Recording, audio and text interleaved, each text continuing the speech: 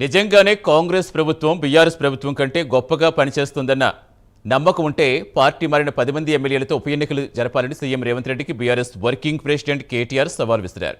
రేవంత్ తన 20 నెలల పాలనతో తెలంగాణ ప్రజలకు చేసిన మంచిని చూపించి ఉప ఎన్నికలకు వెళ్లాలని డిమాండ్ చేశారు. సుప్రీంకోర్టు తీర్పుతో పార్టీ మారిన ఎమ్మెల్యేలకు ఓటమి భయం పట్టుకుందని, ఉప ఎన్నికలు వస్తే కేసీఆర్ రేవంత్ సత్తా ఏంటో ప్రజలు నిర్ణయించేందుకు సిద్ధంగా ఉన్నారని తెలిపారు.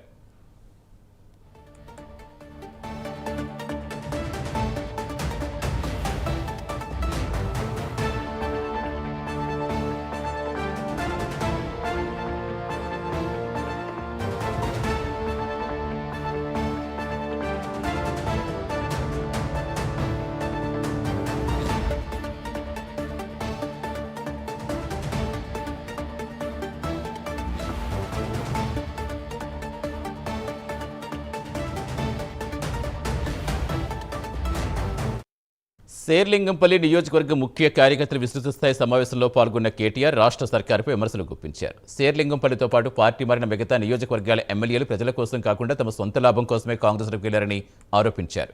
కాంగ్రెస్ ప్రభుత్వం నిజంగా ప్రజలకు మంచి చేస్తుంటే ఉప ఎన్నికల్లో పోటీ చేసి మళ్లీ గెలిచి చూపించాలని సవాల్ చేశారు.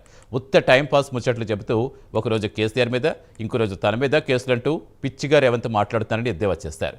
హైదరాబాద్ మహానగరానికి రేవంత్ రెడ్డి చేసిందేమీ లేదన్నారు. నాయకులు మోసం చేసినా కార్యకర్తలు మాత్రం గులాబీ జెండాను వదలలేదని ఆయన ప్రశంసించారు.